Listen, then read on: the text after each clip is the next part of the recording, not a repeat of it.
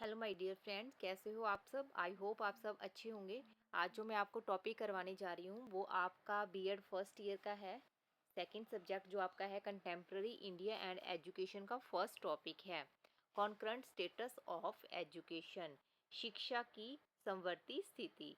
ठीक है, तो ध्यान से सुनना टॉपिक को। आई होप आप लोगों को समझ में आता होगा जो मैं करवाती हूँ। अगर नहीं समझ आता तो कमेंट बॉक्स में कमेंट करके पूछ सकते हो।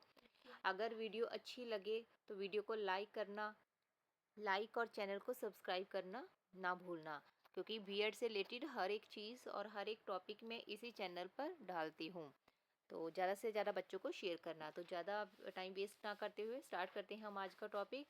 फर्स्ट टॉपिक है कंटेम्प्रेरी इंडिया एंड एजुकेशन का कॉन्करेंट स्टेटस ऑफ एजुकेशन, शिक्षा की समवर्ती स्थिति। ठीक है, सबसे पहले आपने क्या लिखना है कि थोड़ा सा आपको कॉन्स्टिट्यूशंस के बारे में पता होना चाहिए, संविधान के बारे में पता होना चाहिए कि संविधान क्या है। संविधान क्या है? एक मौलिक कानूनी दस्तावेज है। Constitution is a fundamental legal document. ठीक है, तो संविधान क्या होता है? एक लीगल डॉक्यूमेंट है जिसमें कानूनी तरह की हर एक चीज़ उपलब्ध होती है। हमारे लॉज क्या है, हमारे अधिकार क्या है, हमारे जो भी अधिकार है, अगर कोई शोषण कर रहा है तो उसके विरुद्ध कौन सा आर्टिकल है और कब हम कानून की शरण ले सकते हैं। ठीक है, तो संविधान में हर एक चीज़ लिखित के रूप में मिलती है। संविधान किसी देश के लिए एक मूल और सर्वोच्च विधि है जो सरकार की संरचना, उसके अंगों की शक्तियों और कर्तव्यों तथा नागरिकों के अधिकारों और कर्तव्यों को निर्धारित करती है। हमारे क्या कर्तव्य है, हमारी ड्यूटीज क्या है, हमारे अधिकार क्या है। ठीक है, तो अधिकांश देश की भांति हमारे भारत का भी अपना संविधान है। और संविधान कब बना था? हमारा कॉन्स्टिट्यूशन कब बना था? 26 जनवरी 1950 को लागू हुआ था। भारतीय संविधान की एक प्रस्तावना है, उसमें कितने भाग हैं? 25 पार्ट्स हैं। उसमें 448 अनुच्छेद यानी कि आर्टिकल्स हैं और 12 शेड्यूल्स अनुसूचियां शामिल हैं, जिसमें हर एक चीज को शामिल किया गया है। ठीक है, तो मैंने नोट्स तैयार किए हैं। हिंदी मीडियम और इंग्लिश मीडियम दोनों ही मीडियम में है ये। तो मैं हिंदी में और इंग्लिश में दोनों में बायलिंगुअल लैंग्वेज में करवाऊंगी। तो हिंदी वाले स्टूडेंट्स हिंदी को राइट अप कर सकते हैं और इंग्लिश वाले स्टूडेंट्स इंग्लिश में राइट अप कर सकते हैं। ठीक है, उसके बाद आता है हमारा कॉन्करेंट स्टेटस ऑफ एजुकेशन, जो शिक्षा की समवर्ती स्थिति क्या है। जब 1976 इंदिरा गांधी का राज था, उसके बाद क्या था कि शिक्षा में राइट टू एजुकेशन एक्ट भी लागू हो गया था और हेर बदल हो रहा था। कोई कह रहा था कि शिक्षा को केंद्र सूची में रखना चाहिए और कोई कहता था राज्य सूची में रखना चाहिए। तो उसके बाद 1976 के ऊपर ही इसके ऊपर डिस्कस होनी शुरू होगी। और शिक्षा को किस सूची में रखा गया था? समवर्ती सूची। समवर्ती सूची क्या होती है? जिसमें केंद्र और राज्य दोनों सरकारें मिलकर ही शिक्षा के ऊपर खर्च करती है, शिक्षा की देखरेख करती है। स्टेट लेवल पर स्टेट, सेंट्रल लेवल पर ओवरऑल सेंट्रल। ठीक है, in 1976 brought a large any important changes in the Indian constitutions. It affected the status of education by putting it on the concurrent list. तो 1976 के बाद महत्वपूर्ण और बड़ा बदलाव लाया गया था, क्योंकि शिक्षा को समवर्ती स्तर में डालकर शिक्षा को जो है समवर्ती स्तर में डाला गया था। ये स्टार नहीं है, समवर्ती स्तर है। ठीक है, तो थोड़ा सा देख लेना, थोड़ी सी मिस्टेक हो सकती है टाइपिंग करते टाइम। बाद में शिक्षा की समवर्ती स्थिति का तात्पर्य शिक्षा से संबंधित मामलों में केंद्र सरकार और राज्य सरकारों के बीच जो विधानिक शक्तियों के विभाजन से है। भारतीय संविधान के अंतर्गत शिक्षा को किस सूची में रखा गया था? समवर्ती सूची में रखा गया है, जिसका अर्थ है केंद्र सरकार और राज्य सरकार दोनों की शिक्षा से संबंधित कानून और नीतियां बनाने का अधिकार है। भारत में शिक्षा क्षेत्र संविधान की समवर्ती सूची में आता है। समवर्ती सूची में वे विषय शामिल होते हैं, कौन से विषय? जिस पर केंद्र सरकार, सेंट्रल की, और स्टेट दोनों कानून बना सकती है। इसका अर्थ है कि राष्ट्रीय स्तर पर नीतियों और कानून बनाने और लागू करने का केंद्र को अधिकार होता है, जबकि राज्य सरकारों को अपने अपने राज्यों में शिक्षा को संचालन करने की जिम्मेदारी होती है। यह व्यवस्था शिक्षा के क्षेत्र में साझी जिम्मेदारियां सुनिश्चित करती है, जहां केंद्र सरकार समग्र दिशा निर्देश और नीतियां प्रदान करती है और राज्य सरकार अपने क्षेत्र की विशेष आवश्यकताओं और संदर्भ के अनुसार उन्हें अनुकूलित और लागू करती है। सिंपल भाषा में समझाती हूँ, कहने का मतलब ये है कि शिक्षा को समवर्ती स्थिति इस सूची में रखा गया है। ठीक है, संवर्ती सूची क्या होती है? जिसमें केंद्र सरकार और राज्य सरकार दोनों मिलकर ही कानून बनाती है। जो स्टेट लेवल पर है, जो राज्य सरकार है, वो अपने अपने राज्यों में शिक्षा की देख रेख करती है, उसे देखती है, उस पर मतलब कि जो भी है उस पर कानून बनाती है। लेकिन सेंट्रल लेवल और स्टेट लेवल दोनों ही आपस में डिस्कस करके और दोनों ही वित्त यानी कि जो भी खर्चा शिक्षा के ऊपर होता है दोनों ही आपस में करते हैं। समवर्ती सूची में जिन विषयों को शामिल किया गया है वे केंद्र सरकार और राज्य सरकार दोनों के कार्य क्षेत्र में शामिल होते हैं, यानी कि संघ और राज्य सरकार मिलकर इन क्षेत्रों के विकास में अपना सहयोग करती हैं। समवर्ती सूची में और भी विषय शामिल होते हैं, जैसे कि शिक्षा हो गया, वन हो गया, विवाह हो गया। ठीक है, इन सबको समवर्ती सूची में रखा गया है, जिसका अर्थ वही है कि शिक्षा के संबंध में निर्णय कौन लेता है? केंद्र और राज्य दोनों मिलकर ही इस पर कानून बनाती हैं। ये नहीं कि सिर्फ सेंट्रल का ही चलेगा या स्टेट में सिर्फ स्टेट का ही चलेगा। सेंट्रल और स्टेट लेवल की जो गवर्नमेंट है दोनों मिलकर ही एजुकेशन के ऊपर लॉज बनाते हैं। ठीक है, तो यही सब बताया गया है इसमें कि जिम्मेवारी दोनों की होती है। आप पढ़ लेना इनको।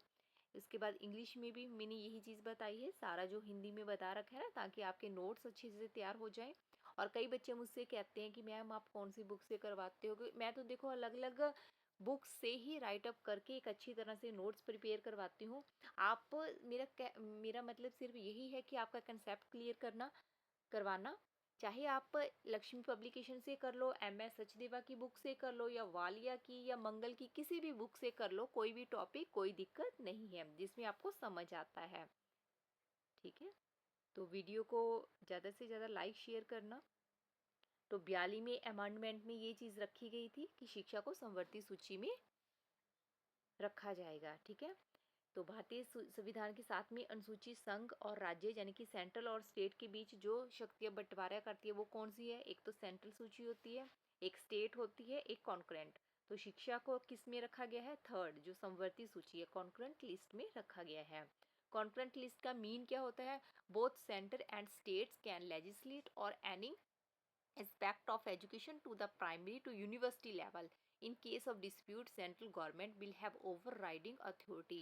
यानी कि समवर्ती सूची का मतलब क्या है कि दोनों केंद्र और राज्य सरकार मिलकर शिक्षा पर कानून बना सकते हैं। अगर इसमें आपस में कोई भी वाद विवाद होता है, मान लो कोई फैसला सेंट्रल को मंजूर नहीं है या स्टेट को मंजूर नहीं है, सेंट्रल लेवल पे लागू करना चाहती है, तो लास्ट में जो फैसला कौन देगा? वो सेंट्रल केंद्रीय सरकार देगी, राज्य सरकार को नहीं पूछा जाएगा। अगर राज्य सरकार कोई आनाकानी करती है किसी फैसले के ऊपर और केंद्र सरकार कहती है कि नहीं ये चीज़ ठीक है, शिक्षा को ऐसे ही होना चाहिए था, तो लास्ट में किसका पक्ष मजबूत होगा? कौन लॉज बना सकती है? तो केंद्र सरकार। तो शिक्षा की समवर्ती स्थिति के लाभ क्या है? इसके प्रॉफिट्स क्या है? बेनिफिट्स क्या है? एक तो ये है कि इससे पूरे देश में शिक्षा के लिए एक समान गुणवत्ता और मानकों को बनाए रखने में मदद मिलती है। जैसे राइट टू एजुकेशन एक्ट बनाया गया है, 21A आर्टिकल में शामिल है। उसमें क्या कहा गया है कि 6 से लेकर 14 वर्ष तक के बच्चों को निःशुल्क और फ्री एंड कंपलसरी एजुकेशन का प्रावधान उसमें रखा गया है कि कोई भी बच्चा 6 से जिसकी उम्र 14 साल तक का है उसको स्कूल में लाया जाएगा, उसको पढ़ाया जाएगा, उसको हर एक फैसिलिटी दी जाएगी। ठीक है, तो इसमें फ़ायदा क्या होता है कि शिक्षा की जो गुणवत्ता है, जो उसकी क्वालिटी है, वो स्टेट ही नहीं सेंट्रल मतलब कि सब मानकों को बनाए रखने में मदद करती है, क्योंकि दोनों जो होती हैं सेंट्रल लेवल की सरकार और स्टेट लेवल की सरकार दोनों मिलकर जब चलाती हैं तो शिक्षा की गुणवत्ता, शिक्षा की क्वालिटी को और अच्छा बेहतर बनाने में मदद मिलती है। इसमें केंद्र सरकार और राज्यों के बीच असमानताओं को कम करने के लिए धन का वितरण कर सकती है। वही है कि अगर वित्त की समस्या आती है, फाइनेंशियल प्रॉब्लम आती है, तो सेंट्रल और स्टेट लेवल की दोनों सरकारें मिलकर इस पर खर्चा करती हैं। यह सभी के लिए शिक्षा जैसे कार्यक्रमों को सफल बनाता है, यानी कि सबके लिए एजुकेशन सेम होनी चाहिए। यह सभी राज्यों के छात्रों को समाज शिक्षा प्रदान करने और राष्ट्रीय एकीकरण को बढ़ावा देता है, यानी कि सोशलाइजेशन के ऊपर ये बल देता है। इसमें केंद्र सरकार को अपनी इच्छा अनुसार शिक्षा पर कानून बनाने का अधिकार मिल जाता है, जिससे कुछ हद तक राज्यों को स्वायत्ता कम हो जाती है। यानी जो लास्ट में सबसे मजबूत कौन सा होता है? सेंट्रल की सरकार, केंद्रीय सरकार को कानून बनाने का अधिकार मिल जाता है। चाहे अगर स्टेट उसे मना भी करती है, फिर भी अगर केंद्र सरकार उसके ऊपर काम करना चाहती है तो केंद्र सरकार का ही पक्ष मजबूत होता है। तो इसमें थोड़ी सी जो स्टेट लेवल की इम्पोर्टेंस है वो कम हो जाती है। इससे शिक्षा में लचीले शासन और बेहतर नीति निर्माण की अनुमति मिलती है, क्योंकि दोनों स्तर की सरकारें जो हैं मिलकर काम करती हैं। इससे केंद्र सरकार तथा विभिन्न राज्यों को सरकारी शिक्षा के प्रति अपने अपने, तो केंद्र सरकार और राज्य सरकार दोनों ही समझती हैं कि शिक्षा की गुणवत्ता को हम बनाए रखें, ठीक है, और शिक्षा को और अधिक मजबूत बनाएं। जैसे अब राइट टू एजुकेशन एक्ट जो है 2005 का, वो लॉज है, उसके बाद स्टार्ट होगा 2022 की, ठीक है, राष्ट्रीय शिक्षा नीति है जो।